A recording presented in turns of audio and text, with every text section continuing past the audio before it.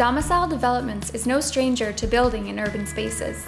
Unlike greenfields development, in which build sites are mostly on the outskirts of the city, Domicile often selects locations at the center of it all.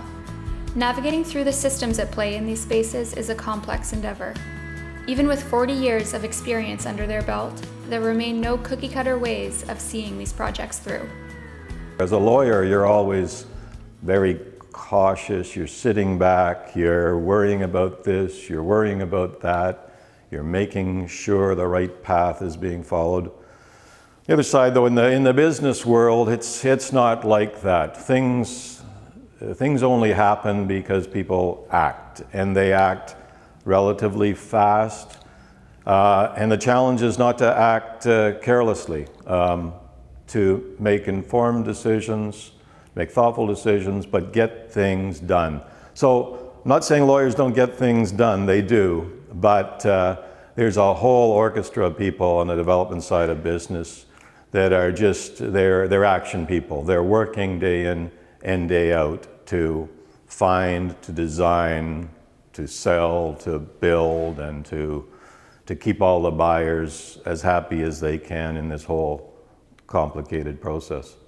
Like in law, we always said there was two sides to every story, and when I made the shift to Domicile, I really saw that there was sort of many sides to the business that playing that one role, I didn't really experience before. So that was quite an adjustment.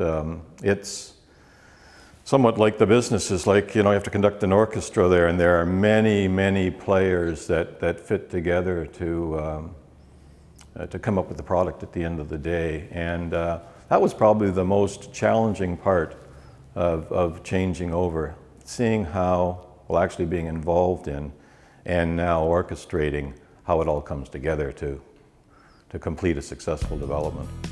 We all undoubtedly benefit from a carefully regulated environment, yet it can also produce roadblocks and wait times. Here are some of the regulatory players that builders like Domicile need to abide by and answer to. One thing that's arisen from the building code is new seismic requirements recently. So in very simple terms, that's code requirements that we have to adhere to, and to ensure that the building is going to stand up and stand up under all events. Those recent changes also got amplified at the same time. Ottawa, its sort of category as an earthquake zone was changed, and it was risen. So we were elevated to another, not to alarm anybody, we were elevated to a higher risk category.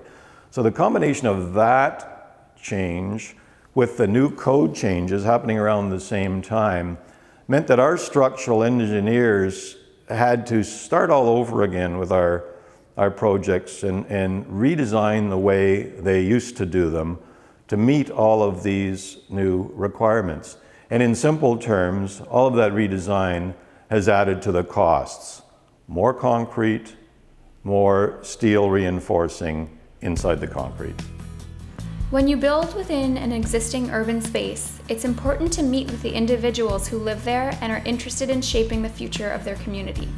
In this way, they can offer valuable suggestions, make recommendations, and ultimately have their voices heard. Well, as an urban infill builder, most of our sites actually involve a rezoning.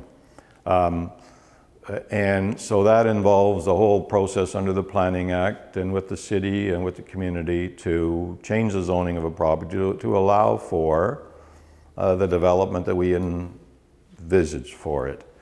Main Street was a little different, our latest development.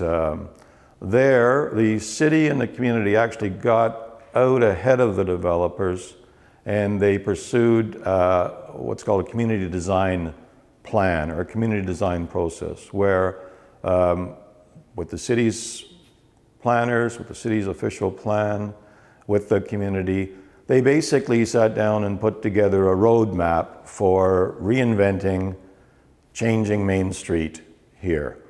So they developed all the broad strokes of that, and then they with the community's support, the city repassed the zoning, rezoned the properties along Main Street to match this vision that was created under the community design. Main Street is a very sophisticated community, so with their own community association, subgroups of that association, and one of them being this Sustainable Living Ottawa East, an acronym SLOW. They engaged with us immediately when they knew we had tied up our property and were promoting development. We were happy to talk to them. They gave us all of their ideas for how we should build in a sustainable way. So we pursued a number of those ideas along with our own. One of the interesting things that came about it, though, was they were already on board with, which was unfamiliar to us at the time, with Enbridge's Savings by Design program, which was a program where Enbridge funded and participated in a collaboration of their own consultants and our consultants to monitor to model our proposed development from an energy perspective, and then talk amongst ourselves, our consultants and theirs, to see how the systems for the building, the way the building was being built, and the design of the building could be adapted or changed to really achieve better than code energy savings. So that program, if you go through it and adopt recommendations of all the experts, it guarantees you like a 25% above code performance in terms of energy savings. So we were glad to participate in that. We did it because of the community, because of SLOW, and the building that we're started construction now is modeled in accordance with all those recommendations, and we expect to exceed the 25% number significantly. There are many desired elements, wish lists, so to speak, for any development. But the reality when building reasonably priced housing in this market is that it requires a fine balance of time and costs, struck long before the first shovel starts digging, a balance that is carefully measured till the end. The balancing of time and costs, for sure, because it takes a long time to get municipal approvals.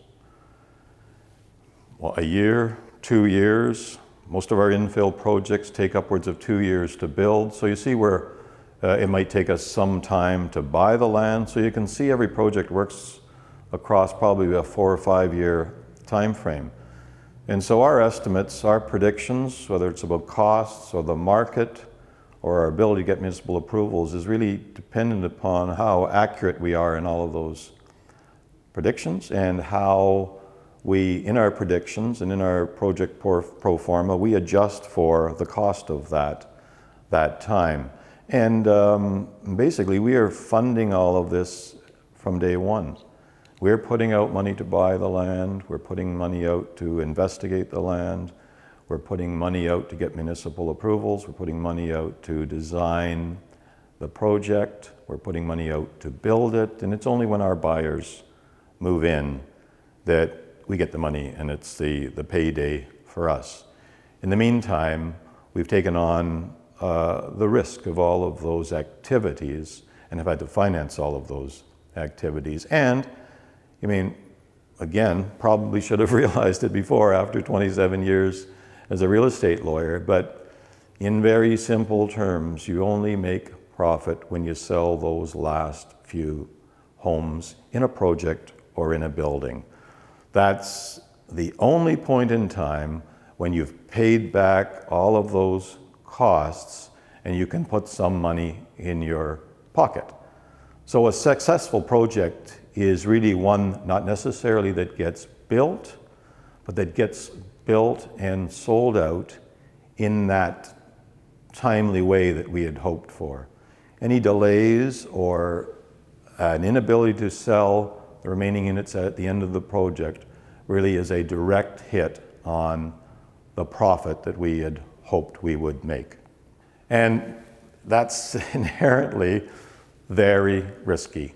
But it's very challenging and rewarding.